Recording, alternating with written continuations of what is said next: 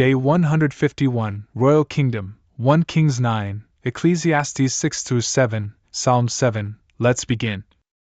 1 Kings 9. Now it happened that, when Solomon had perfected the building of the house of the Lord, and the king's house, and all that he had desired and had willed to do, the Lord appeared to him a second time, just as he had appeared to him at Gibeon.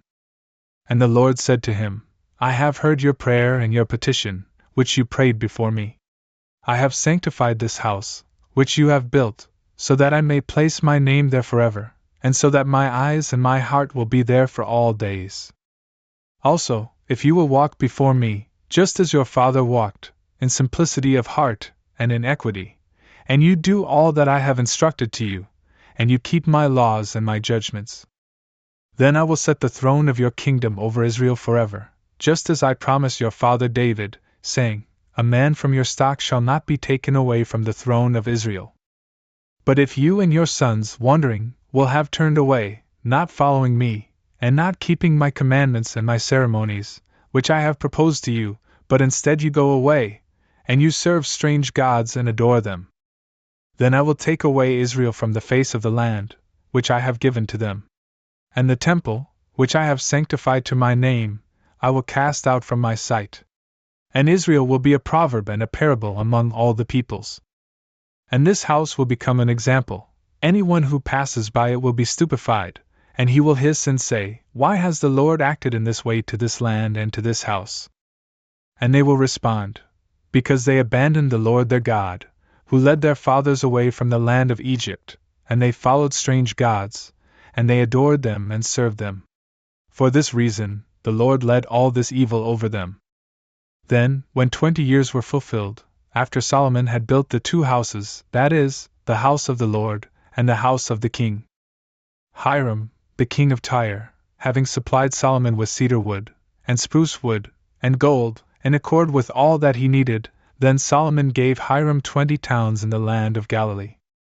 And Hiram went out of Tyre, so that he might view the towns that Solomon had given to him. And they did not please him.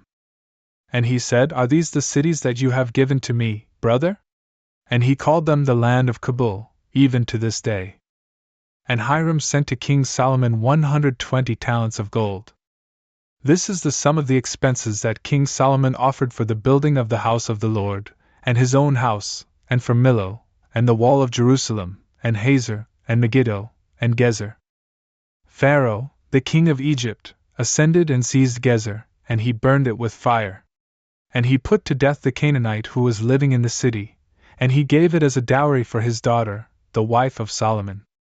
Therefore Solomon built up Gezer, and lower Beth Horon, and Baalath, and Palmyra in the land of the wilderness. And all the towns which belonged to him, and which were without walls, he walled, along with the cities of the chariots, and the cities of the horsemen, and whatever was pleasing to him that he might build in Jerusalem, and in Lebanon, and in the entire land of his dominion. All the people who had remained of the Amorites, and the Hittites, and the Perizzites, and the Hivites, and the Jebusites, who were not of the sons of Israel. Their sons, who had remained in the land, namely, those whom the sons of Israel had not been able to destroy, Solomon made tributary, even to this day. But from the sons of Israel, Solomon did not appoint anyone at all to serve, except the men of war, and his ministers, and leaders, and commanders, and the overseers of the chariots and the horses. Now there were 550 leaders in the first place over all the works of Solomon, and they had people subject to them, and these were given orders for the appointed works. And the daughter of Pharaoh went up from the city of David to her house, which Solomon had built for her. Then he built up Millo. Also, 3 times each year, Solomon offered holocausts and victims of peace offerings, upon the altar that he had built to the Lord, and he burned incense before the Lord. And the temple was perfected. And King Solomon made a navy at Ezion-Geber, which is beside Elath, on the shores of the Red Sea, in the land of Idumea. And Hiram sent his servants to that navy, the sailors and those knowledgeable about the sea, with the servants of Solomon. And when they had gone to Ophir, taking from their 420 talents of gold, they brought it to King Solomon. Ecclesiastes 6:7. There is also another evil, which I have seen under the sun, and indeed, it is frequent among men. It is a man to whom God has given wealth, and resources, and honor, and out of all that he desires, nothing is lacking to his life, yet God does not grant him the ability to consume these things, but instead a man who is a stranger will devour them. This is emptiness and a great misfortune. If a man were to produce 100 children, and to live for many years, and to attain to an age of many days, and if his soul were to make no use of the goods of his resources, and if he were lacking even a burial, concerning such a man, I declare that a miscarried child is better than he. For he arrives without a purpose and he continues on into darkness, and his name shall be wiped away into oblivion. He has not seen the sun, nor recognized the difference between good and evil. Even if he were to live for 2,000 years, and yet not thoroughly enjoy what is good, does not each one hurry on to the same place? Every labor of man is for his mouth, but his soul will not be filled. What do the wise have which is more than the foolish? And what does the pauper have, except to continue on to that place, where there is life? It is better to see what you desire, than to desire what you cannot know. But this, too, is emptiness and a presumption of spirit. Whoever shall be in the future, his name has already been called. And it is known that he is a man and that he is not able to contend in judgment against one who is stronger than himself. There are many words, and many of these, in disputes, hold much emptiness. Why is it necessary for a man to seek things that are greater than himself, when he does not know what is advantageous for himself in his life, during the number of the days of his sojourn, and while time passes by like a shadow? Or who will be able to tell him what will be in the future after him under the sun? A good name is better than precious ointments, and a day of death is better than a day of birth. It is better to go to a house of mourning than to a house of feasting. For in the former, we are admonished about the end of all things, so that the living consider what may be in the future. Anger is better than laughter. For through the sadness of the countenance, the soul of one who offends may be corrected. The heart of the wise is a place of mourning, and the heart of the foolish is a place of rejoicing. It is better to be corrected by a wise man, than to be deceived by the false praise of the foolish. For, like the crackling of thorns burning under a pot, so is the laughter of the foolish. But this, too, is emptiness. A false accusation troubles the wise man and saps the strength of his heart. The end of a speech is better than the beginning. Patience is better than arrogance. Do not be quickly moved to anger, for anger resides in the sinews of the foolish. You should not say, "What do you think is the reason that the former times were better than they are now?" For this type of question is foolish. Wisdom with riches is more useful and more advantageous, for those who see the sun. For as wisdom protects, so also does money protect. But learning and wisdom have this much more, that they grant life to one who possesses them. Consider the works of God, that no one is able to correct whomever he has despised.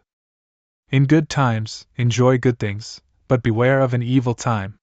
For just as God has established the one, so also the other, in order that man may not find any just complaint against him. I also saw this, in the days of my vanity, a just man perishing in his justice, and an impious man living a long time in his malice. Do not try to be overly just, and do not try to be more wise than is necessary, lest you become stupid. Do not act with great impiety, and do not choose to be foolish, lest you die before your time. It is good for you to support a just man. Furthermore, you should not withdraw your hand from him, for whoever fears God neglects nothing. Wisdom has strengthened the wise more than 10 princes of a city. But there is no just man on earth, who does good and does not sin.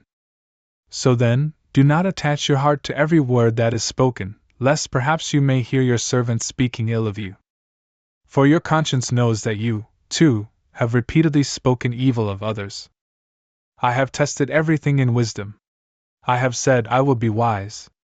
And wisdom withdrew farther from me. So much more than it was before. Wisdom is very profound, so who shall reveal her? I have examined all things in my soul, so that I may know, and consider, and seek out wisdom and reason, and so that I may recognize the impiety of the foolish, and the error of the imprudent.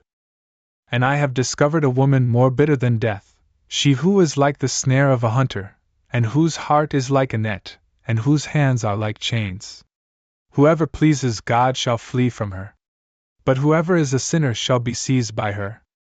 Behold, Ecclesiastes said, I have discovered these things, one after another, in order that I might discover the explanation, which my soul still seeks and has not found. One man among 1,000 I have found, a woman among them all, I have not found. This alone have I discovered, that God made man righteous, and yet he has adulterated himself with innumerable questions. Who is so great as the wise? And who has understood the meaning of the word? Psalm 7. A psalm of David, which he sang to the Lord because of the words of Cush, the son of Gemini. O Lord, my God, in you I have hoped. Save me from all those who persecute me, and free me. Lest at any time, like a lion, he might seize my soul, while there is no one to redeem me, nor any who can save. O Lord, my God, if there is iniquity in my hands, if I have done this, if I have repaid those who rendered evils to me, may I deservedly fall away empty before my enemies. Let the enemy pursue my soul, and take hold of it, and trample my life into the earth, and drag down my glory into the dust. Rise up, Lord, in your anger, and be exalted to the borders of my enemies. And rise up, O Lord my God, according to the precept that you commanded. And a congregation of people will surround you. And, because of this, return on high. The Lord judges the people. Judge me, O Lord, according to my justice and according to my innocence within me. The wickedness of sinners will be consumed, and you will direct the just. The examiner of hearts and temperaments is God. Just is my help from the Lord, who saves the upright of heart. God is a just judge, strong and patient. How could he be angry throughout every day? Unless you will be converted, he will brandish his sword. He has extended his bow and made it ready. And with it, he has prepared instruments of death. He has produced his arrows for those on fire. Behold him who has given birth to injustice. He has conceived sorrow and has begotten iniquity. He has opened a pit and enlarged it. And he has fallen into the hole that he made. His sorrow will be turned upon his own head, and his iniquity will descend upon his highest point. I will confess to the Lord according to his justice, and I will sing a psalm to the name of the Lord Most High.